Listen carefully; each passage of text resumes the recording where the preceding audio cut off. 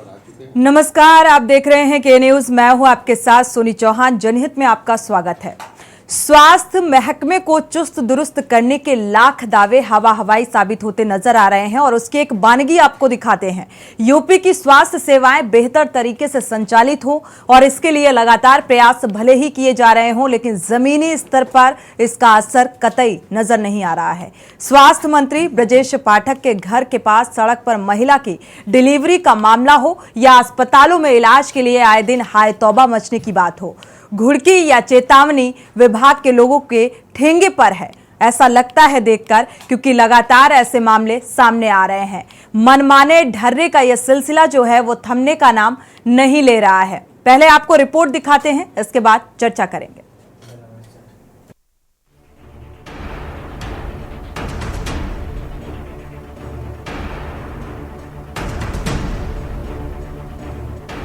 UP की योगी सरकार के दावों में जनता विश्वास भी करे तो कैसे। ये जो शर्मनाक तस्वीरें देख रहे हैं वो दावों की पोल खोलने के लिए काफी है। ये तस्वीरें हैं राजधानी लखनऊ स्थित राजभवन के रोड के किनारे की, जहां एक महिला ने बच्चे को जन्म दिया। दरअसल गर्भवती महिला रिक्शे से अस्पताल जा रही थी, तभी अचानक तेज प्रसव पीड़ा होने लगी। इसके बाद सड़क के किनारे रोड से गुजर रही महिलाओं ने प्रसव कराया। इस पूरे मामले का वीडियो सोशल मीडिया पर वायरल हुआ। इसके बाद प्रशासन ने संज्ञान लिया। बाद में महिला को अस्पताल में भर्ती कराया गया है। आपको बता दें, महिला 8 महीने की गर्भवती थी। वह अपने पति के साथ रिक्शे से अस्पताल जा रही थी। इसी दौरान उसे रास्ते में तेज प्रसव पीड़ा होने लगी। इसके बाद मजबूरी में रिक्शा रोकना पड़ा। राजभवन के गेट के सामने सड़क पर कुछ महिलाएं गुजर रही थी। उन्होंने तुरंत साड़ी से पर्दा किया और दर्द से तड़प रही प्रसूता की मदद की। इस दौरान नवजात शिशु की मौत हो गई। जिस जगह का ये पूरा मामला है, डिप्टी सीएम और स्वास्थ्य मंत्री ब्रजेश पाठक का घर भी वहां से कुछ ही दूरी पर है। वहीं इस मामले को लेकर सपा ने प्रदेश सरकार पर निशाना साधा है। सपा नेता शिवपाल सिंह यादव ने ट्वीट कर लिखा, सूबे की स्वास्थ्य व्यवस्था अपने लाख विज्ञापनों और दावों के बावजूद वेंटिलेटर पर है। एम्बुलेंस न मिलने पर रिक्शे से अस्पताल जा रही गर्भवती महिला को राजभवन के पास सड़क पर प्रसव के लिए मजबूर होना पड़े तो यह पूरी व्यवस्था के लिए शर्मनाक और सूबे की स्वास्थ्य व्यवस्था की असल हकीकत है। जो घटना है, ये जो बहन है, इसके 4.5 माह का गर्भ था। इसके पेट में दर्द हुआ, पेड़ू में बता रही हूँ हमने, इसलिए हम अपनी मिसेज को लेकर आए कि वो बात कर पाएंगी। तो वो सिविल में इंजेक्शन लगवा करके अपने घर गई, तो उसको फिर दर्द महसूस हुआ, तो रिक्शे से झलकारी बाइक के लिए आ रही थी वो, और अभी डिलीवरी ड्यू नहीं थी, केवल 4.5 माह का गर्भ था। प्री मैच्योर रिक्शे पर ही उसकी डिलीवरी हुई है। और हमने पूरे दाई को बुला लिया था और पूरी केयर हम लोग करेंगे।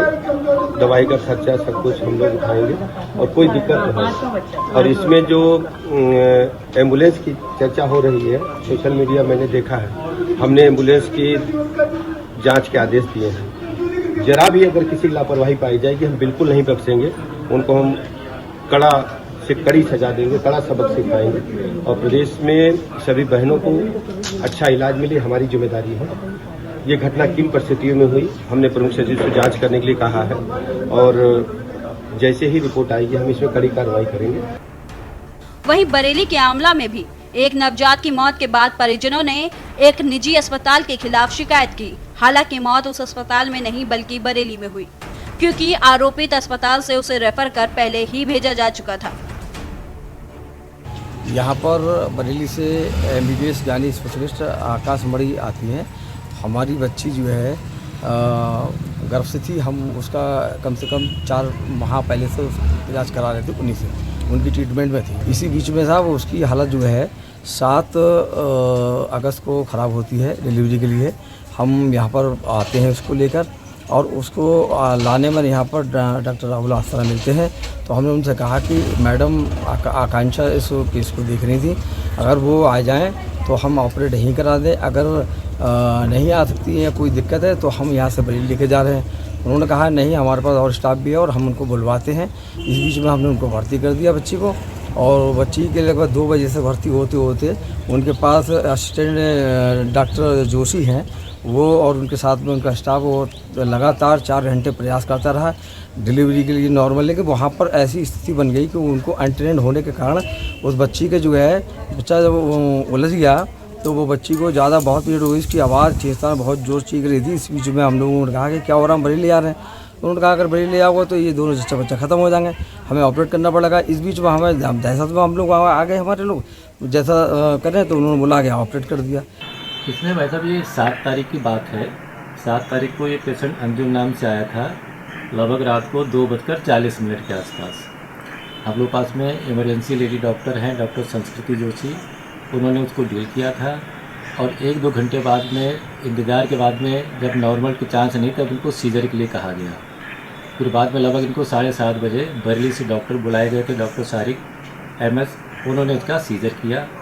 और ऑपरेशन के बाद में बच्चा रोया भी है, लेकिन कंजेनाइटल प्रॉब्लम होने की वजह से उस बच्चों को उसी टाइम पे घर वालों को हैंड ओवर करके बरेली के लिए रेफ़र कर दिया गया था।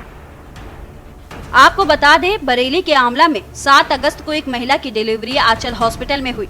आरोप है कि जिस डॉक्टर से इलाज चल रहा था वो उपलब्ध ही नहीं थी और इमरजेंसी में दूसरे डॉक्टर से ऑपरेशन कराकर बच्चे की जैसे तैसे डिलीवरी करा दी गई और नवजात की हालत नाजुक देख उसे आनन फानन में बरेली रेफर कर दिया गया, जहां उसकी इलाज के दौरान मौत हो गई और परिजनों ने उच्च अधिकारियों और उप जिलाधिकारी आंवला गोविंद मौर्य से शिकायत की। इसमें इस हॉस्पिटल की एक शिकायत प्राप्त हुई है, जिसमें इसकी जांच की जाएगी। उसके पेपर्स मंगाए गए हैं, पेपर्स देखने के बाद ही फिर बताया जा सकता है। इनके पेपर्स भी मंगाए गए हैं, सभी जो भी डॉक्टर्स वहाँ हैं उनके यहाँ, उनके सभी के क्वालिफिकेशन से संबंधित भी पेपर्स मंगाए गए हैं। स्वास्थ्य सेवाओं को बेहतर बनाने के लिए सरकार के स्तर पर लगातार कवायद की जा रही है।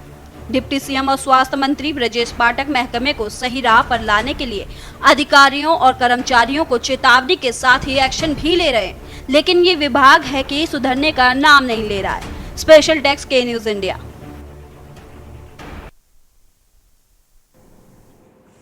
तो यूपी की स्वास्थ्य व्यवस्था की बदहाल तस्वीर आपके साथ साझा कर रहे थे। लगातार आपने देखा होगा डिप्टी सीएम ब्रजेश पाठक निरीक्षण करते हुए नजर आते हैं, अस्पताल में स्वास्थ्य अव्यवस्थाओं का जायजा लेते हुए नजर आते हैं, लेकिन ये जायजा, ये निरीक्षण किस तरीके से किया जा रहा है कि जो स्वास्थ्य सेवाएं हैं वो चुस्त दुरुस्त अभी भी नहीं हो पा रहे हैं, या फिर ये दिखावा है, ये धोखा है, आम जनता की आंखों में धूल झोंकने का काम किया जा रहा है। और सरकार फिर ऐसे दावे आखिर करती क्यों है जब सहूलियत आम जनता को नहीं मिल पाती है। और जनहित में आज इसी मुद्दे को उठाया गया है, क्योंकि आज की घटना जो सामने आ रही है, राजभवन के बाहर एक महिला ने एक बच्चे को जन्म दे दिया, क्योंकि समय रहते उसे एम्बुलेंस नहीं मिली और इसी वजह से वहां पर कुछ स्थानीय महिलाएं थी जिन्होंने चादर का पर्दा बनाकर ढका और ऐसी जगह पे उसने बच्चे को जन्म दिया। तो दुर्भाग्यपूर्ण है कि इस तरीके से जो निरीक्षण किए जा रहे हैं, जायजा लिया जा रहा है। और जहां तक मुझे पता है कि राजभवन के बगल में ही सिविल अस्पताल है, चंद कदमों की दूरी में, बावजूद इसके ऐसी स्थितियां, ऐसी तस्वीर सामने आती है। तो ये आप किससे धोखा दे रहे हैं? क्यों ऐसे वादे किए जा रहे हैं आम जनता से और आम जनता को गुमराह किया जा रहा है? और इसीलिए आम जनता से जुड़े हुए मुद्दे को जनहित में उठाया जाता है। हमारे साथ खास मेहमान जुड़े हुए हैं, अरुणेश यादव जी हैं, सपा प्रवक्ता हैं। स्वागत है आपका इस चर्चा में शामिल होने के लिए। कांग्रेस प्रवक्ता, वर्तमान में चेयरमैन भी हैं यूपी के, पवन गुप्ता जी, आपका भी बहुत बहुत स्वागत है इस चर्चा में शामिल होने के लिए। बीजेपी नेता मनीष जैन जी भी हमारे साथ जुड़े हुए हैं, आपका भी बहुत बहुत स्वागत है इस चर्चा में शामिल होने के लिए। और बरेली से हमारे संवाददाता विवेक पारासरी भी जुड़ेंगे। तो यूपी में स्वास्थ्य व्यवस्थाओं की बदहाल तस्वीर पर लेकर आज हम चर्चा करेंगे और दर्शकों की राय इस मामले को लेकर बेहद अहम हो जाती है। और मामला सिर्फ आज का और राजभवन के बाहर का नहीं है। जो तस्वीर आप देख रहे हैं इस वक्त टीवी स्क्रीन पर, यह राजभवन के बाहर की तस्वीर है। इस महिला को एम्बुलेंस नहीं मिली, हालांकि इस बात का संज्ञान डिप्टी सीएम ने भी लिया है और इसके बाद डिप्टी सीएम मौके पर भी पहुंचे। ब्रजेश पाठक आला जो झलकारी बाई अस्पताल है, सड़क पर बच्चे को जन्म देने वाले मां और उस बच्चे के पिता से भी मिले। हालांकि बच्चा जो है वो मृत अवस्था में रहा और उनकी पत्नी, धर्म पत्नी भी साथ में पहुंची हुई थी। लेकिन अब सवाल उन वादों को लेकर, उन निरीक्षण को लेकर कि स्वास्थ्य विभाग के जो जिम्मेदार अधिकारी हैं वो कब अपनी जिम्मेदारी समझेंगे और ऐसे निरीक्षणों का आखिर क्या फायदा। अरुणेश यादव जी का रुख करें उससे पहले मनीष जैन जी से इस चर्चा की शुरुआत कर लेते हैं, क्योंकि जवाबदेही मनीष जैन जी बनती है आपकी। ऐसी यूपी में स्वास्थ्य व्यवस्थाओं की बदहाल जो तस्वीर सामने आ रही है, इस तस्वीर आने के पीछे क्या कमी आप देख पा रहे हैं?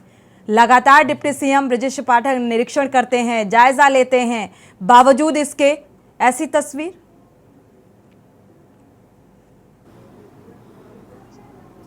अनम्यूट करिएगा।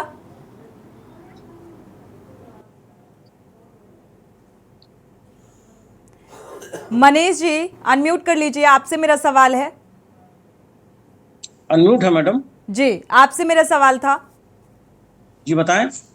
राजभवन के बाहर से एक तस्वीर आज सामने आ रही है, आपने मुझे लगता है रिपोर्ट देखी नहीं, फिर भी हम बता देते हैं आपको। राजभवन के बाहर से एक तस्वीर सामने आई जहां पर एक महिला की डिलीवरी वहीं पर राजभवन के बाहर हो गई, और जहां तक मुझे पता है कि राजभवन के बगल में ही सिविल अस्पताल लगा हुआ है। एम्बुलेंस ना मिलने की वजह से डिलीवरी वहां हो जाती है। फिर क्या फायदा ऐसे निरीक्षण का और जायजा लेने का जब समय रहते एम्बुलेंस मुहैया ना हो पाए? देखिए, इसमें जिस व्यक्ति की समस्या है, पीड़िता के जो है प्रसूता जो है समय से अस्पताल नहीं पहुंच पाई, एन मौके पे पता नहीं एम्बुलेंस को बुलाया गया कि नहीं बुलाया गया, और उसके शारीरिक अवस्था को देखते हुए कहाँ उसके साथ क्या दुर्घटना हो गई।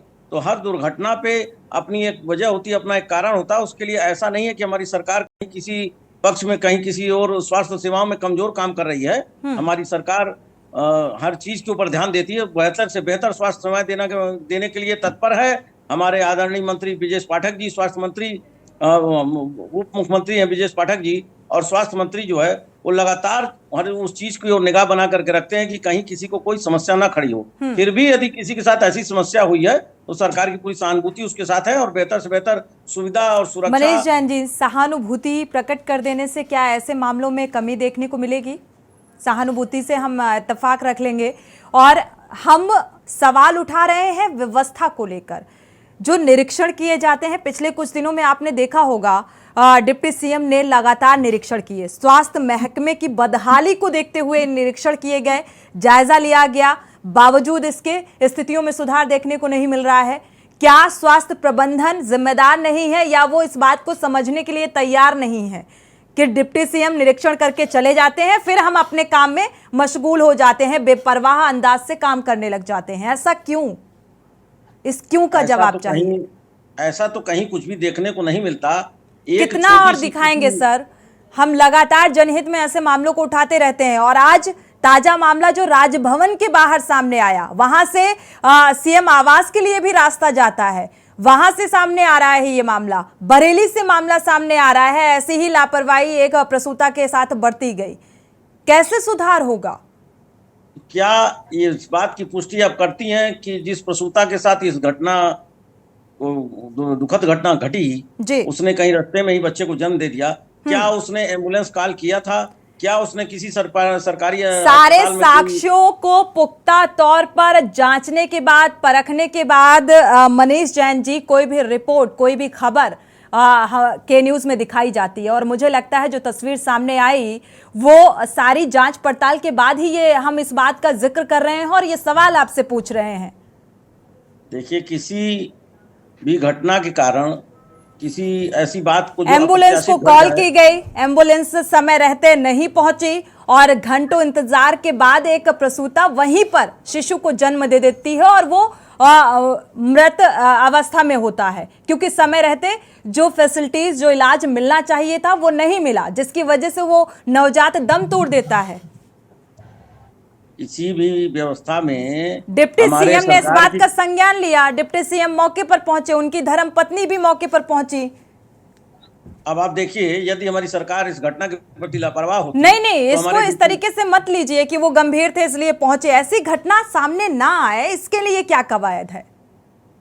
इसके लिए तो अगर आपको ऐसा लगता है इसके लिए कुछ भी प्रयास नहीं किया जा रहा है, तो क्या हमारे डिप्टी सीएम यूं ही जाकर के निरीक्षण करते हैं स्वास्थ्य सेवाओं को, यूं ही सरकारी अस्पतालों को जाके देखते रहते हैं, हर चलिए जगह ठीक जाकर है, के आपके देखते पास रहते हैं। वापस लौटते हैं क्योंकि सत्ता में है तो जाहिर सी बात है जवाबदेही भी आपकी है और जिम्मेदारी भी तय करनी होगी कि निरीक्षणों के बावजूद भी ऐसी तस्वीरें क्यों सामने आ रही हैं। हमारे साथ हमारे संवाददाता भी विवेक पारासरी भी जुड़े हुए हैं।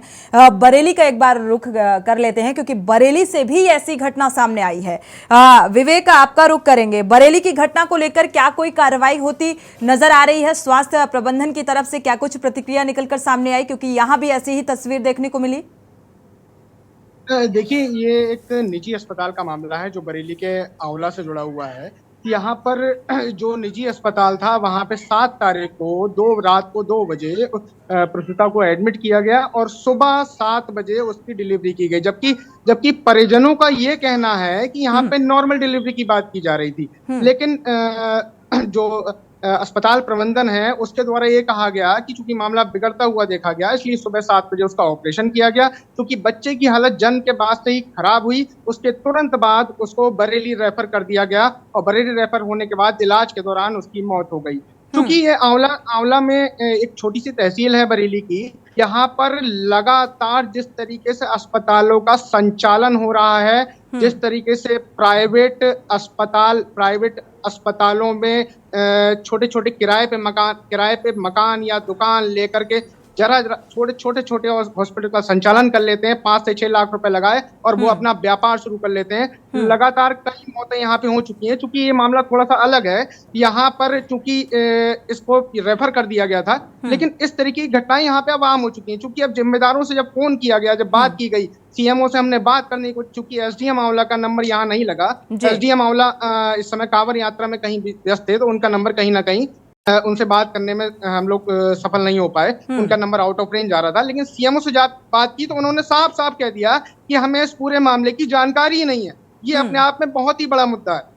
इतनी बड़ी घटना होने के बाद भी अगर शिकायतकर्ता शिकायत कर रहा है, कल से लगातार अखबारों में, कल से लगातार तमाम मीडिया में ये खबर चल रही है, लेकिन सीएमओ के द्वारा लगातार ये कह देना कि जानकारी नहीं है, मैं फोन नहीं दे सकता या चैनल पे बात नहीं कर सकता।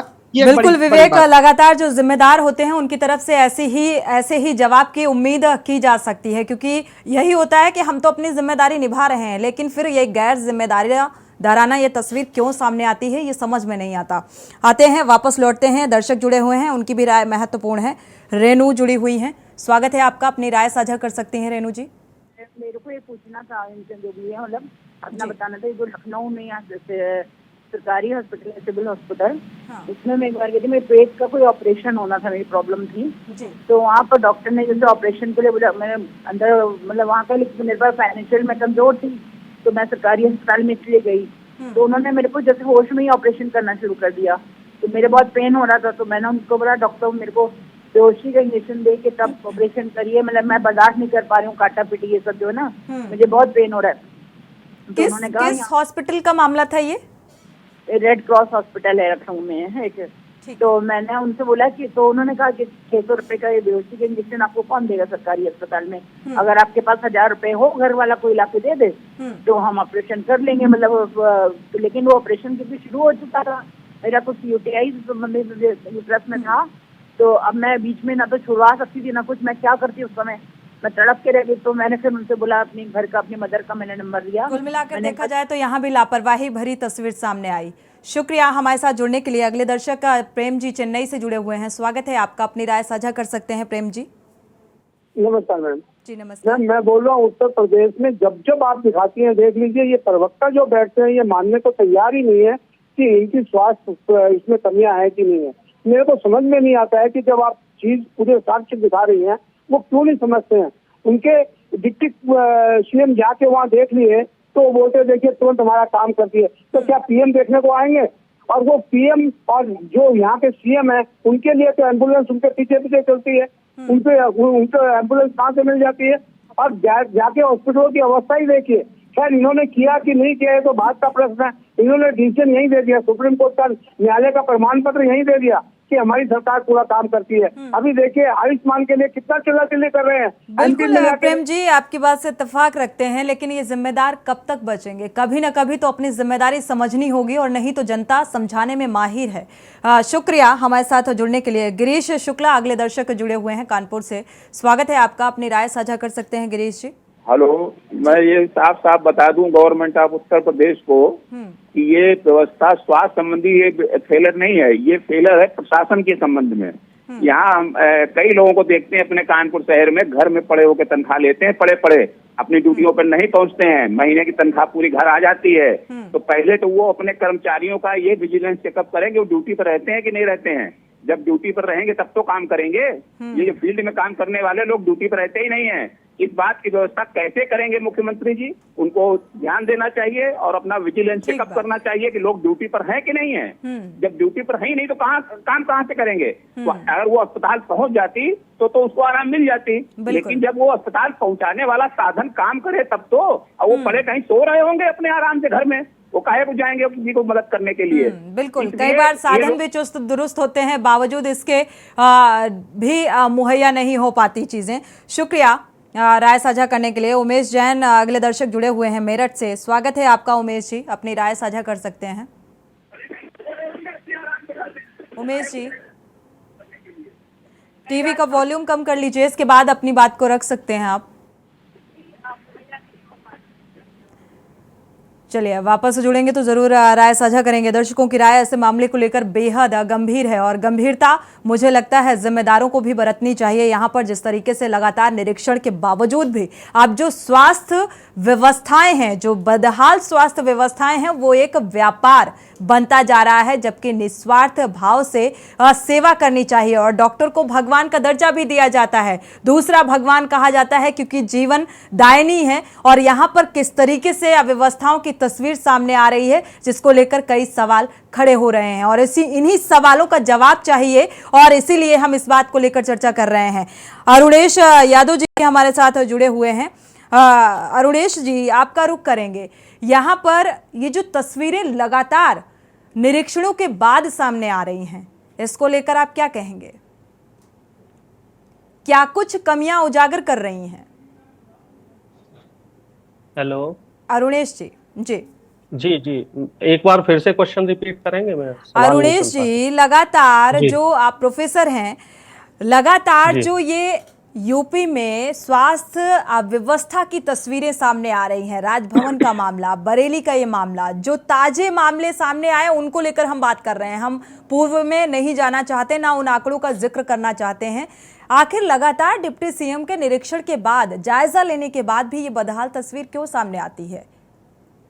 देखिए, सबसे पहले तो मैं आपका बहुत बहुत धन्यवाद अदा करना चाहूंगा कि आपने इतना बेहद संजीदा जो मुद्दा है वो डिबेट का विषय बनाया, जहां एक तरफ आजकल न्यूज चैनलों पे अर्थहीन सांप्रदायिकता परोसी जा रही है और शिक्षा और स्वास्थ्य जैसे संजीदा मुद्दों को नहीं रखा जा रहा है। तो उसके लिए सबसे पहले तो आपका धन्यवाद है। और दूसरी बात जो है, महत्वपूर्ण बात, कि स्वास्थ्य व्यवस्था उत्तर प्रदेश की बद से बदतर होती जा रही है, इसका हालिया सबूत आज हमें देखने को मिला। हालांकि हमारे जो बड़े भाई हैं बीजेपी के प्रवक्ता साहब, वो इससे इत्तेफाक नहीं रखते हैं, लेकिन हकीकत कुछ और ही बयां कर रही है। कई दर्शकों को भी मैंने बड़ी बारीकी से सुना, दर्शक अपनी जो पीड़ा व्यथा बता रहे थे, और इस तरह का ये तो एक केस इस वजह से सामने आ गया, हाईलाइट हो गया, क्योंकि ये राजभवन के सामने का केस था। आए दिन कई घटनाएं ऐसी होती हैं, कहीं पीड़ित को एम्बुलेंस नहीं मिलती है, कहीं समय पे डॉक्टर नहीं मिलता है, डॉक्टर मिल गया तो दवाई नहीं मिलती है, दवाएं मिल गई तो टाइम से उसका ऑपरेशन नहीं हो पाता है, क्योंकि ना तो अस्पतालों में पूरी सुविधाएं दी जा रही हैं, ना पूरे डॉक्टर हैं अस्पतालों में, ना अत्याधुनिक उपकरण है। एक बार मुझे ध्यान है, ब्रजेश पाठक जी एक अस्पताल का जायजा लेने गए थे, तो उस अस्पताल में पीने का पानी भी नहीं था, और जिस कमरे में, जो दवाओं का कमरा हुआ करता था, डिस्पेंसरी, वो स्टोर रूम बना हुआ था। ये बात बकायदा अखबार में भी आई है, आपने भी उस मुद्दे को उठाया था। और इस तरह के हालात जो है वो हर शहर में है, कोई ऐसा नहीं कि केवल एक शहर या दो शहर की घटना है।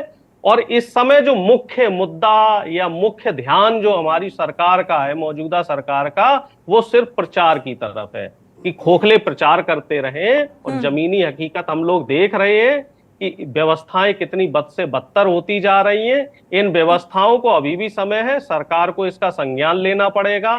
सरकार इसका संज्ञान नहीं ले गई, अपनी जिम्मेदारी नहीं समझेगी, तो प्रदेश की जनता इसी तरीके से बदहाल होती रहेगी और कहीं ना कहीं इससे प्रदेश का नाम खराब होता है। बिल्कुल, कहते हैं किसी भी देश और प्रदेश की पहचान इस बात से होती है कि वहां की स्वास्थ्य व्यवस्था, शिक्षा का स्तर कैसा है। अगर शिक्षा और स्वास्थ्य ये व्यवस्थाएं चुस्त दुरुस्त हैं तो जाहिर सी बात है वो देश, वो प्रदेश तरक्की की राह पर आगे बढ़ता है। स्वास्थ्य व्यवस्थाओं की बदहाल तस्वीर से आपको रूबरू करा रहे हैं। दर्शक जुड़ सकते हैं, अपनी राय साझा कर सकते हैं और इसी बदहाली की तस्वीर को लेकर हम चर्चा कर रहे हैं। हमारे साथ खास मेहमान लगातार जुड़े हुए हैं और ये दावा करने वाले कि जो सुरक्षा व्यवस्था चुस्त दुरुस्त है, कि दावा करने वाले जो ये कहते हैं कि अब पहले से व्यवस्थाओं में सुधार आया है, तो अगर सुधार आया है तो ऐसी तस्वीरें सामने नहीं आनी चाहिए। और सवाल इन तस्वीरों को लेकर है कि ये व्यवस्थाएं कैसी हैं जो ऐसी बदहाल तस्वीर सामने आ रही है।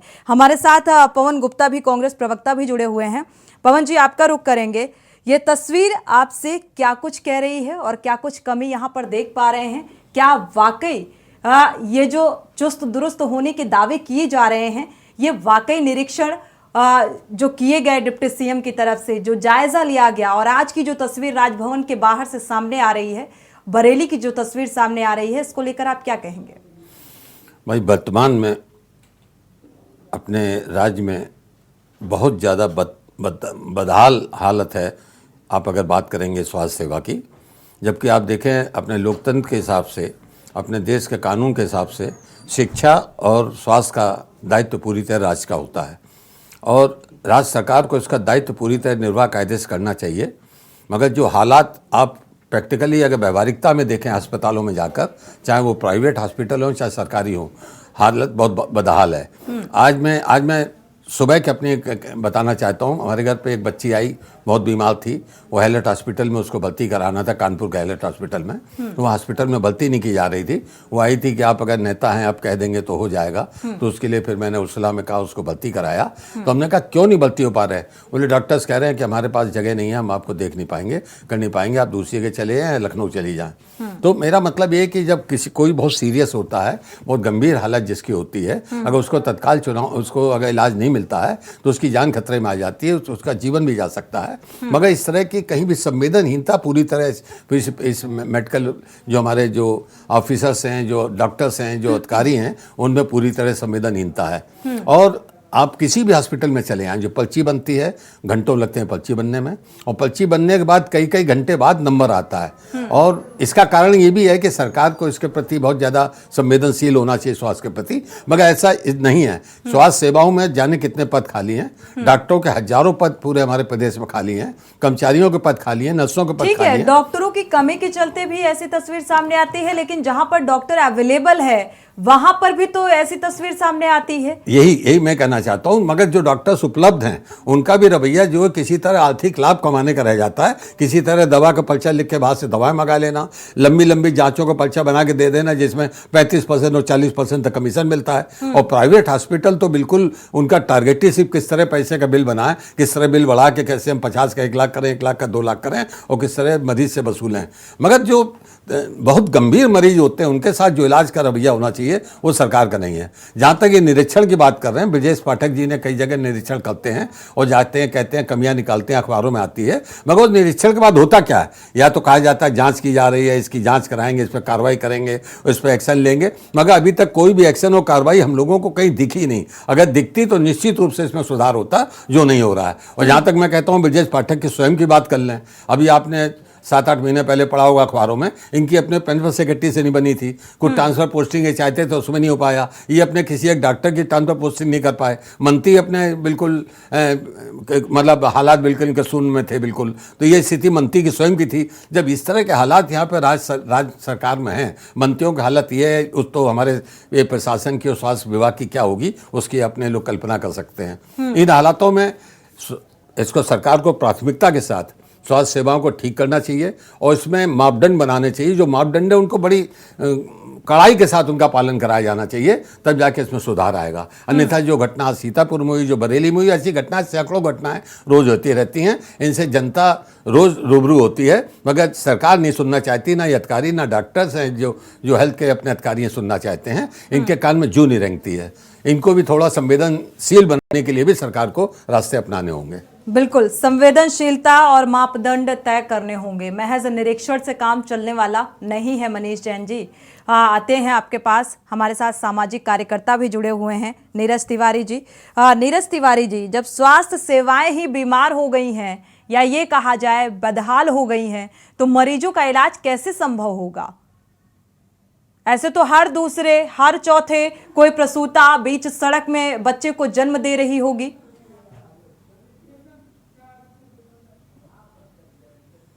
अनम्यूट करिएगा सर।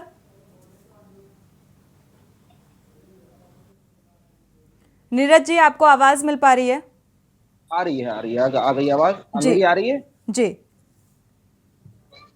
बड़े दुर्भाग्य का विषय है कि हम स्वतंत्रता दिवस के 77वें स्वतंत्रता दिवस पर ऐसी दुर्भाग्यपूर्ण दुर्घटना देखने को मिली, और उत्तर प्रदेश की राजधानी। तो ऐसे औचक निरीक्षण या निरीक्षणों का क्या फायदा जिसका रिजल्ट शून्य निकले। बिल्कुल। हम लोग बहुत अच्छी बात के लिए इकलौता मुख्य ऐसा चैनल लिखता है जो जनहित, जो आम जनमानस से जुड़ी हुई समस्याएं हैं उसको उठाता है। कितना बड़ा दुर्भाग्य होगा इस देश का कि हम लोगों को आजादी के जश्न मनाने की बात कर रहे हैं, 77वें जन्म की बात कर रहे हैं स्वतंत्रता दिवस की, और इस टाइप की बदहाली उत्तर प्रदेश के राजभवन के सामने घटित हो जाती है। इसके लिए क्या जवाबदेही हो? सरकार कर क्या रही है? चिकित्सा और शिक्षा पर ध्यान देने की बजाय मुझे ऐसा प्रतीत होता है कि प्रोपोगंडा ज्यादा हो रहा है। कहा जा रहा है कि आए दिन बड़े बड़े हॉस्पिटल्स बन रहे हैं और जो है व्यवस्थाएं दुरुस्त की जा रही हैं। आपको बता दूं, हैलट में अभी कल का मामला है कि मरीज को बाहर फेंक दिया गया, बाहर लिटा दिया गया। वहां पर अगर किसी कर्मचारी या जूनियर डॉक्टर से आप अपनी बात कह दें तो वहां पे आपकी पिटाई सुनिश्चित है और आप बाहर निकाल देंगे। तो यूनियन इतनी बड़ी है कि सरकार का कोई भी डंडा ऐसे लोगों पे नहीं चलता है। एक ये दुर्भाग्यपूर्ण घटनाओं को कहीं ना कहीं निरीक्षण के साथ इसके लिए बैठक करके इसका सही जायजा करके इसके कैसे हम लोग पार पा सकते हैं, कैसे स्वास्थ्य सुविधाएं अच्छी हो सकती है, आम जनमानस को कैसे इसका लाभ मिल सकता है। इसकी बजाय हो क्या रहा है आपको बताऊं, रोज आए दिन लिखने को आता है कि अब अभी अपने भाई ने कहा इसमें कि छोटे छोटे से हॉस्पिटल्स खुल गए हैं, सरकारी डॉक्टर्स अपने समय पे बैठ नहीं रहे, प्राइवेट प्रैक्टिस पे ज्यादा ध्यान दे रहे हैं। वही हाल एम्बुलेंस का है। एम्बुलेंस स्वास्थ्य सुविधाएं जो सरकारी हैं, अगर आप उनको फोन कीजिए तो शायद नहीं मिलती हैं। वही व्यवस्था अगर आप उनको नकदी दे दें तो आराम से आपके पास आ जाता है। तो कहीं ना कहीं भ्रष्टाचार जो मूल समाज है या भ्रष्टाचार जो शिक्षा चिकित्सा में घुस गया है, उसको अगर चाबुक नहीं चलेगा तो इस टाइप की व्यवस्थाएं आपको निरंतर समाज में देखने को मिलेंगी। बिल्कुल। सरकारी डॉक्टर प्राइवेट प्रैक्टिस कर रहे हैं, जांच कमेटियां बनती हैं, किसी भी डॉक्टर के ऊपर आज तक कार्रवाई नहीं हुई। हमारे कानपुर में उर्सला में एक डॉक्टर साहब के प्रति इसी टाइप की, उसने बेचारे ने वीडियो बनाया, सब कुछ दिखाया, सब कुछ सारे साक्ष्य दिए, और आप वो अधिवक्ता हैं, जांच के बाद उनको क्लीन चिट दे दी। बाहर उन्होंने प्रैक्टिस के लिए बुलाया, बाहर प्रैक्टिस कर रहे थे, महंगी महंगी दवाइयां ली गई और वो बेचारे न्यायालय के पास गए हैं। पूरी शिकायत करने के बाद अधिवक्ता समाज भी न्यायालय की खटखटाने पे मजबूर हो जाता है।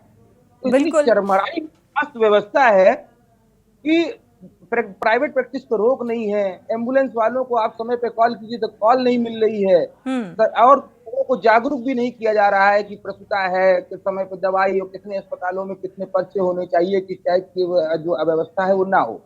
77वें को मनाने जा रहे हैं और हम आम जनमानस प्राइवेट अस्पतालों में अव्यवस्थाएं इसलिए कम देखने को मिलती हैं क्योंकि वहां पर आप पैसे फेंकिए और तमाशा देखिए वाला सीन होता है, लेकिन सरकारी अस्पतालों में जो अव्यवस्थाएं सामने आती हैं वो इसलिए आती हैं क्योंकि पैसे, अगर आप वहां भी भ्रष्टाचार इस कदर व्याप्त है, जैसा कि आप जिक्र भी कर रहे थे, वहां भी अगर आप थोड़े से चंद पैसे किसी को देते हैं तो वो शिद्दत के साथ काम करने लग जाता है, और अगर कोई नहीं देता तो फिर उसके साथ किस तरीके का रवैया अपनाया जाता है, वो तस्वीर भी हमने देखी है। हमारे साथ एक दर्शक जुड़े हुए हैं कानपुर से, राज, उनकी राय साझा कर लेते हैं, इसके बाद वापस लौटते हैं चर्चा में। राज जी, स्वागत है आपका, अपनी राय साझा कर सकते हैं।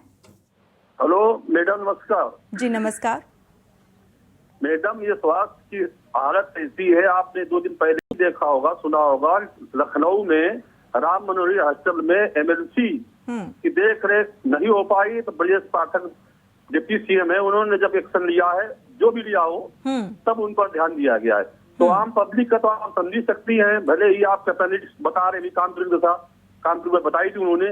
इसके अलावा मतलब पैसा गवर्नमेंट का खूब आता है, लेकिन यहाँ जो डॉक्टर है, स्टाफ है, ये ढंग से ध्यान नहीं देता है, इस कारण परेशानी होती है। सरकार अगर एक्शन नहीं लेगी, केवल चेकिंग करेगी, एक्शन नहीं लेगी, मंत्री चेकिंग करेंगे, एक्शन नहीं लेंगे तो कैसे होगा?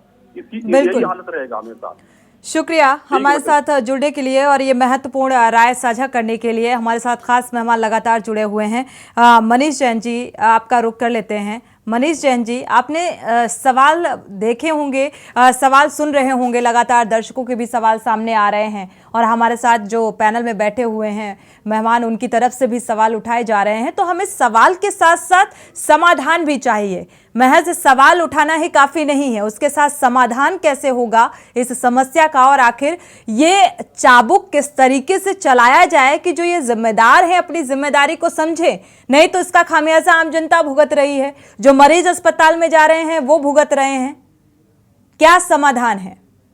हमारी सरकार इस मामले के ऊपर पूरा ध्यान देते हुए हमेशा हमारे उप मुख्यमंत्री। मनीष जैन जी, सरकार क्या कर रही है? सरकार की स्कीम पता है, सरकार क्या योजनाएं चला रही है, मुझे लगता है बहुत बेहतर तरीके से पता है, लेकिन जमीनी स्तर पर उनकी स्थितियां क्या हैं, उस पर नजर डालिए। नहीं, जमीनी स्तर की यदि आप बात करें तो स्वास्थ्य सेवाएं इतनी बदहाल नहीं है जितना बदहाल आप दिखाया जा रहा है। ये तो आरोप लगा रहे हैं आप, हम तो वही तस्वीर दिखा रहे हैं जो हमारे पास एज इट इज सामने आई। नहीं, ऐसा आदमी के कहने में के न्यूज वही तस्वीरें दर्शकों के साथ साझा करता है जो सच्चाई दिख रही है तस्वीरों में, यही जमीनी हकीकत है। मनीष जैन जी नहीं, मैं इस बात कह देने से नहीं होता, ऐसा कुछ भी नहीं है। कैसे सुधार आएगा ये बात बताइए आप। हमारी सरकार हर मामले को संज्ञान में लेते हुए हर चीज के ऊपर ध्यान रखती है। यदि आज ऐसा होता कि हमारी सरकार इस मामले में ध्यान नहीं दे रही है, तो हमारे उप मुख्यमंत्री जी मौके पे नहीं पहुंचते, प्रसूता की हालत को नहीं देख करके, उसको देख करके जो उन्होंने अपना जो भी कार्रवाई उसको किया, जो भी सरकारी डॉक्टरों को निर्देश देने थे वो दिए। ऐसा कुछ भी नहीं है कि अचानक किसी घटना के घट जाने पर उसका आरोप आप सरकार के ऊपर थोप दें, ऐसा कुछ भी नहीं है। अचानक कहीं कुछ गनीमत है डिप्टी सीएम ने तो फिर भी इस बात को समझा कि हाँ यहाँ पर चूक हुई, गलती हुई, चलो थोड़ा सा सहानुभूति दर्शाई जाए, दिखाई जाए, लेकिन आपके जहन में तो आपको देखकर, आपकी बातें सुनकर तो ये नजर ही नहीं आ रहा है। मैं आपसे क्या कर रहा हूं, मेरा कहने का तात्पर्य यह है कि हमारी सरकार स्वास्थ्य सेवाओं को बेहतर से बेहतर देने के लिए तत्पर है, सदैव कार्य कर रही है, प्रतिदिन कार्य कर रही है। जितना हमारी सरकार में सरकारी महकमे को देखा जाए तो सरकारी महकमा भी इस चीज को लेकर के बहुत अलर्ट रहता है कि किसी को कोई असुविधा ना हो। सरकार निरंतर प्रतिदिन उस चीज के बारे में देखती रहती है जितना हमारी सरकार देखी है। चलिए पवन गुप्ता जी, पूर्व में देखा जाए तो ज्यादा खामियां थी, उस खामियों को भरते भरते इतना वक्त लग गया मौजूदा सरकार को, और पहले से स्थिति बेहतर है नजर आ रही है? कतई नहीं बेहतर है, इसमें कोई दो राय नहीं है। पूर्व में जो सरकारें थी उन्होंने इतना उस चीज को डिस्टर्ब कर रखा था, स्वास्थ्य सेवा को, सरकारी महकमे को इतना डिस्टर्ब कर रखा था कि वहां पे कोई काम ही नहीं होता था, कोई इलाज ही नहीं होता था। आज बेहतर से बेहतर स्वास्थ्य सेवाएं दी जा रही हैं और सरकारी महकमा पूरी तरह से उसमें अपने संज्ञान में लेकर। पहले गड्ढे थे जो अब बीजेपी ने भर दिए हैं उन गड्ढों को, सत्ता में क्योंकि आप हैं तो आपने उन गड्ढों को, उन खाइयों को पाट दिया है और वो खाइयां अब नजर नहीं आ रही हैं। पवन जी, बीजेपी ने उस चीज को, भारतीय जनता पार्टी ने उस चीज को बेहतर से बेहतर बनाने की पूरी कोशिश करी है और बेहतर से बेहतर बना रहे हैं। वाकई में इस समय बेहतर स्वास्थ्य सेवाएं दी जा रही है, इसमें कोई दो राय नहीं है। भाई, ठीक है, तो एक दिन पूरा प्रदेश देख रहा है कि आप मनीष जैन किस जी तरह की स्वास्थ्य सेवा दे रहे हैं। एक मिनट, पवन जी आते हैं आपके पास। मनीष जी, एक दिन आप कभी सरकारी अस्पताल में कभी गए हैं, लाइन में खड़े हुए हैं, इलाज के लिए गए हैं आप कभी? वहां पर किस तरीके की स्थितियां सामने आती हैं आपको पता है? ऐसा कुछ भी नहीं है, मैं जाता हूँ बार-बार। कह देने से नहीं होता ना सर, गाड़ी से कमरे से उतरिए, एसी कमरे से बाहर निकलकर गाड़ियों से उतरकर आप लाइन लगाइए, अस्पतालों में जाकर देखिए क्या कुछ अव्यवस्थाएं नजर आती हैं, क्योंकि हमने देखी है वो अव्यवस्थाएं, इसीलिए इस बात का जिक्र कर रहे हैं डंके की चोट पर। नहीं, ऐसा तो मान लीजिए किसी के मन में कोई बात है, वो अपनी बात को सामने रख रहा है, कोई एक चीज से पीड़ित है, वो अपनी बात को सामने रख रहा है और सवाल उठाने के साथ साथ मनीष जी समाधान भी मांगा है आपसे कि ऐसी स्थितियों से कैसे निपटा जाए। आखिर निरीक्षण और जायजा के बावजूद भी इन स्थितियों में सुधार क्यों नहीं आ रहा है, क्या कमी है और उन कमियों को कैसे दूर किया जाएगा, इस बात का जिक्र कीजिएगा पवन जी। साथ ही जैसा कि मनीष जी ने कहा कि पूर्व में जो कमियां ज्यादा थी वो अब पहले से बेहतर हुई हैं, ऐसा नजर आ रहा है। भाई, सबसे पहले तो मैं KTV को धन्यवाद दूंगा, आपने इतना संवेदनशील विषय इस टीवी पर उठाया है। इनकी एक आदत हो गई कि सच को नकारना, और ये सच को स्वीकार नहीं करना चाहते। हम ये कहते हैं कि ठीक है, पहले क्या था नहीं था, इस विषय पर अगर हम जाएंगे, इसका मतलब पहले की सरकारें या किसी ने काम नहीं किया, इसका मतलब आप भी काम नहीं करेंगे। भाई, हम तो आज जो आपसे अपेक्षाएं, जो आज आपके राज्य सरकार से जो जनता चाहती है, जो स्वास्थ्य सेवाएं चाहती है, उन कामों को आपको करना चाहिए। आप कह रहे हैं, आप निरीक्षण, आपके मंत्री निरीक्षण कर रहे हैं, वो निरीक्षण के बाद उसका क्या रिजल्ट आया, उसके साथ उसके बाद क्या जांचें हुई, क्या उसके बाद एक्शन लिया गया, उससे क्या जनता के हित में कार्य हुआ, कोई बात सामने आती है? नहीं आती। ये आपको इस बात को समझने की जरूरत है। प्राइवेट हॉस्पिटल तो एक अलग स्थिति है, उनके बारे में तो लंबी बहस होने का एक अलग इशू है, मगर सरकारी हॉस्पिटल बड़े दयनीय हालत में हैं। गंभीर मरीजों के इलाज नहीं हो पाते हैं, उनका निधन हो जाता है और उनके परिवार वाले उनको लेकर घर चले जाते हैं। कई जगह तो ठीक है, तीमारदार भी जब उनका परिवार का कोई सदस्य मर जाता है तो मिसबिहेव करते हैं, मगर डॉक्टर्स का भी बिहेवियर बहुत खराब रहता है। अगर ज्यादा तीमारदार इनसे रिक्वेस्ट करें हमारे मरीज को देख लो, तो डॉक्टर लड़ने मारने को तैयार हो जाते हैं, मारपीट करते हैं। ये सब हालात होते हैं और उन तीमारदारों को कोई पूछता नहीं है। चलिए, इन तरह के हालातों में अगर सरकार अगर संवेदनशील है तो उसके क्या कार्रवाई कर रही, जनता के हित में क्या बात की है, किस तरह स्वास्थ्य सेवाओं को ठीक करने के रास्ते बनाए, ये बात जनता के सामने आनी चाहिए ना। ठीक है, एक दर्शक इसी बीच जुड़ चुके हैं, नीतू जी, उनकी राय साझा कर लेते हैं। स्वागत है आपका नीतू जी, अपनी राय साझा कर सकती हैं। थैंक यू ये मुद्दा उठाने के लिए। हम आजादी का अमृत महोत्सव मना रहे हैं, चारों ओर विकास की गंगा बह रही है, तब स्वास्थ्य सेवाओं का ये हाल है। और ये मामला तो मैम मीडिया में आ गया है, तो फोटो सेशन के लिए डिप्टी CM पहुंच गए हैं। अदरवाइज आए दिन ऐसा होता रहता है, पता ही नहीं चलता। और मैम स्विगी जोमेटो से सरकार को सीखना चाहिए कि वो समय से पहुंच सकते हैं, एम्बुलेंस क्यों नहीं पहुंच सकती है। बिल्कुल। और जमीन पर मैम इनकी सभी सुविधाएं एकदम फेल हैं। लेकिन अगर आप इनसे पूछिए तो राजस्थान, हिमाचल प्रदेश, पिछली सरकारों का हवाला देंगे। और इनकी सरकार में अगर मैम कोई दुखी है तो सबसे ज्यादा महिलाएं दुखी हैं।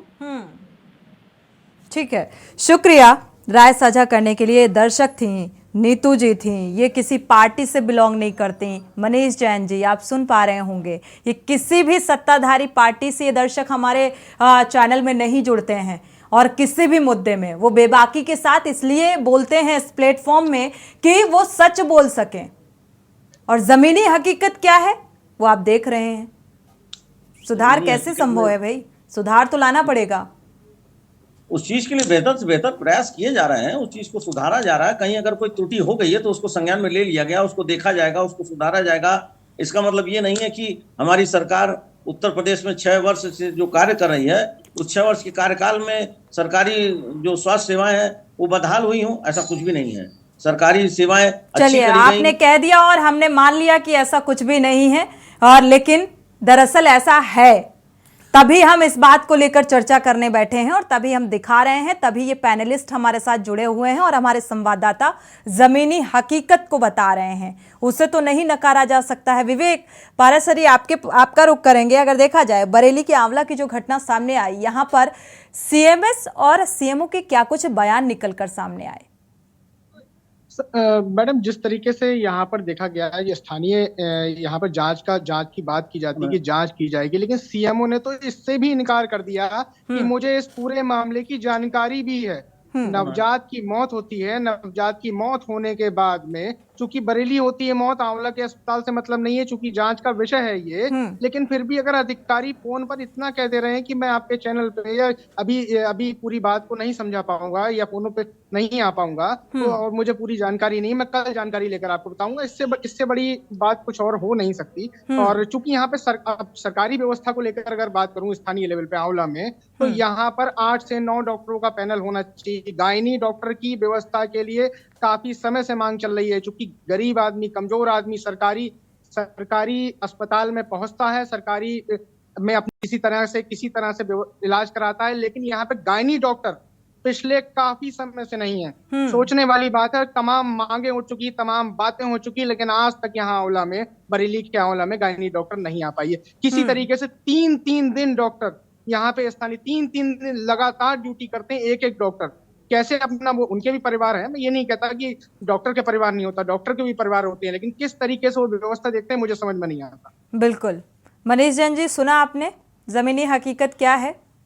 और सिर्फ ये कह देने से आप फिर से वही उसी बात का जिक्र करेंगे कि हमारी सरकार बहुत बेहतर काम कर रही है, प्रयासरत है, बेहतर करेगी, इससे थोड़ा कुछ अलग बोलिए। मनीष जैन जी एक दर्शक हैं, उनकी राय साझा कर लेते हैं। चंदन जी लखनऊ से जुड़े हुए हैं, स्वागत है आपका, अपनी राय साझा कीजिए चंदन जी। देखिए, सबसे बड़ी बात तो यह है कि जो राजधानी लखनऊ की अगर बात करी जाए, मुख्यमंत्री आवास भी कुछ ही दूर पर है और जो डिप्टी सीएम है उनका भी आवास वहीं पर है।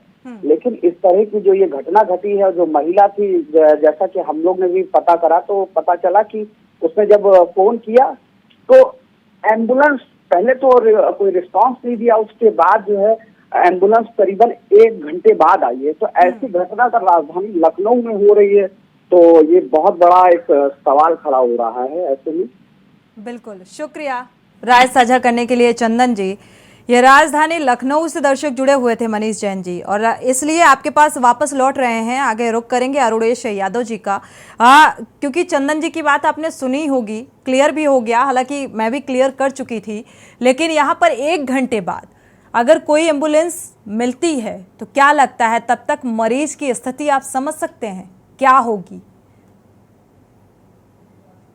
और आप कह रहे हैं बहुत अच्छी व्यवस्थाएं हैं, सुविधाएं हैं, प्रयासरत है हमारी सरकार।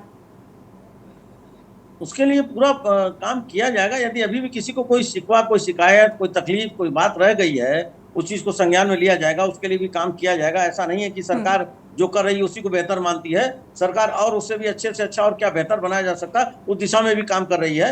यदि किसी को कोई तकलीफ है, वो अपनी सूचना देता है, सरकारी विभाग में देता है, मंत्री लोगों को देता है, तो उसको भी संज्ञान में लेकर के उसको भी और बेहतर बनाने का प्रयास किया जाएगा। ऐसा नहीं है कि सरकार ने हमारे कह दिया। चलिए, प्रयास किया जाएगा, उम्मीद में दुनिया कायम है। हमारे ये प्रवक्ता बीजेपी के सम्मानित साथी ये कह रहे हैं कि कुछ त्रुटियां हुई हैं। कुछ त्रुटियां नहीं हुई हैं, पूरे त्रुटियों का पूरा अंबार है, पूरा विभाग। आप उस बात को देखें, उसको, इस सत्य को स्वीकार करें। आपने 6 वर्ष आपको हो गए सत्ता में आए हुए, आप बहुत से वादे करके आए, स्वास्थ्य के लिए भी बहुत से वादे करके आप सत्ता में आए हैं। आप उसकी तब देखें, सिर्फ हमें राजनीतिक बात लगेगी कि आप सिर्फ धार्मिक ध्रुवीकरण करके वातावरण को संवेदनशील करके सत्ता में आ जाएं, ऐसा नहीं है। आपको जनता के लिए काम करना होगा और स्वास्थ्य सेवाओं को सुधारना पड़ेगा, मेरा ये कहना है। चलिए, स्वास्थ्य सेवाओं में सुधार संभव है। अरुणेश यादव जी, आपका रुख करेंगे, चूंकि आप शिक्षाविद भी हैं, प्रोफेसर हैं, तो बेहतर अनुभव रखते हैं, तो जाहिर सी बात है जो कमियां नज़र आ रही हैं यहाँ पर, लगातार बड़े बड़े दावे, बड़े बड़े वादे, लेकिन अस्पतालों का हाल बदहाल है। और ये उसी की बानगी है जो दिखा रहे हैं, जो आज की ये घटना सामने आई राजभवन के बाहर। राजधानी लखनऊ में कई ऐसे दर्शक जुड़े जिन्होंने इस बात का भी जिक्र कर दिया कि जब राजधानी में ये हाल है तो हम फिर बाकी जगहों का क्या ही जिक्र करेंगे। तो सुधार कैसे आएगा, और आखिर क्यों नसीहत कहा जाए या फिर जिम्मेदारी नहीं समझी जा रही है? और अधिकतर ऐसे मामलों में सीएमओ का जो बयान निकलकर सामने आता है वो बड़ा दुखदाई होता है, बड़ा दुर्भाग्यपूर्ण बयान निकलकर सामने आ जाता है कि मुझे ऐसे मामले की जानकारी नहीं थी, यानी कि एक बचाव का तरीका, और कोई कार्रवाई नहीं होती। जी देखिए मैडम, इसमें दो चीजें हैं। पहली बात तो ये है कि सुधार की गुंजाइश तब होती है जब इंसान अपनी गलती माने। या हमारे बीजेपी के साथी मानने को ही तैयार नहीं है कि कहीं कोई गलती हुई है। जबकि लखनऊ से जो हमारे एक श्रोतागण जुड़े थे, तो उन्होंने साफ तौर पे बताया कि वो उस समय घटना स्थल पे भी पहुंचे कि 1 घंटे में एम्बुलेंस आई। अब ये जानने की कोशिश की जाए कि 1 घंटे में एम्बुलेंस क्यों आई। हम लोगों ने देखा कि पिछली जो सरकारें थी, उन्होंने जो एम्बुलेंस व्यवस्था दी थी, मौजूदा सरकार ने उस व्यवस्था को खत्म किया। पिछली सरकारों ने जो भी व्यवस्थाएं स्वास्थ्य से संबंधित दी, तो चाहे उसे जिद मान लीजिए, चाहे कुछ मान लीजिए, मौजूदा सरकार ने उसके लिए फंड नहीं दिया। एम्बुलेंसों की सर्विसिंग नहीं हो रही है, हजारों की संख्या में एम्बुलेंस ऐसी खड़ी हुई है, उनके इंश्योरेंस रिन्यू नहीं हुए। एम्बुलेंस जो कर्मी हैं उनको तनख्वाह नहीं दी गई। तमाम कर्मी लखनऊ में राजभवन का घेराव कर चुके हैं, इको गार्डन में भी बैठ चुके हैं। और इस तरीके से अभी स्वास्थ्य कर्मियों की भी हड़ताल हुई थी, उनकी भी वेतन संबंधी समस्याएं थी। स्वास्थ्य कर्मियों की नई भर्तियां नहीं करी जा रही है। जो नर्सेज हैं उनके 3-3 महीने 6-6 महीने से वेतन नहीं दिए जा रहे हैं। और वो बेचारे वो भी आए थे इको गार्डन पे धरना देने, और उन्हें क्या मिला? सरकार की तरफ से उन्हें लाठियां मिली। जो सरकार से इस समय किसी भी विभाग का कर्मी, देखिए वो भी परेशान है बेचारे, उनकी भी देखिए बाध्यता है। अब जैसे डॉक्टर को हम बड़ी आसानी से ब्लेम कर देते हैं कि डॉक्टर बदतमीजी से बोल रहा है या नहीं देख रहा है, लेकिन आप ये देखिए कि डॉक्टर ऐसा व्यवहार क्यों कर रहा है। क्योंकि वो ओवरलोडेड है। एक अस्पताल में मान लीजिए अगर 20 डॉक्टर होने चाहिए और उस समय अस्पताल में 5 डॉक्टर हैं, और हम देख रहे हैं दिन पे दिन बिल्कुल ऐसी भी डॉक्टर्स की कमी के चलते भी ऐसी कमियां उजागर होती हैं और ऐसी तस्वीर सामने आती है। डॉक्टर की कमी के चलते कई बार मरीजों को उचित इलाज समय रहते नहीं मिल पाता है। आपका रुख करेंगे चूंकि समय कम है। सामाजिक कार्यकर्ता हमारे साथ नीरज तिवारी जी जुड़े हुए हैं। फाइनल कमेंट आपका ले लेते हैं। क्या इस बात से इत्तेफाक रखते हैं, और अगर ऐसी स्थितियां हैं तो फिर क्यों ये दावा किया जा रहा है? नहीं करना चाहिए ये दावा सरकार को कि हमारी स्वास्थ्य सेवाएं बेहतर हैं।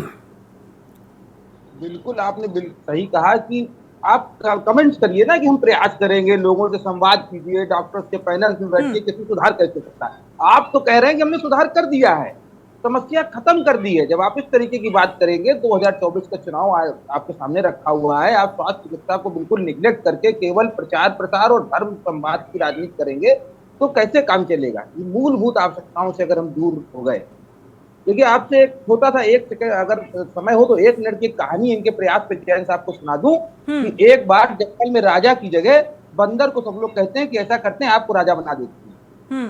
बंदर को राजा बनाया गया तो शेर जैसे ही जगह उसने मेमने के बच्चे को झपट लिया, तो उसका जो माँ थी वो गई राजा साहब मतलब जो बंदर राजा बना दिया गया था कि इसको बचाइए। वो कहता अच्छा चलता हूँ। वो जाता है वहां पे एक डाल से दूसरी डाल से तीसरी डाल घूमता रहता है। मुझे लगता है समझदार के लिए इशारा काफी होता है मनीष जी, इसीलिए आप मुस्कुरा रहे हैं, लेकिन समय इजाजत नहीं देता कि हम चर्चा को आगे बढ़ाएं। आप सभी मेहमानों का इस चर्चा में शामिल होने के लिए बहुत बहुत शुक्रिया।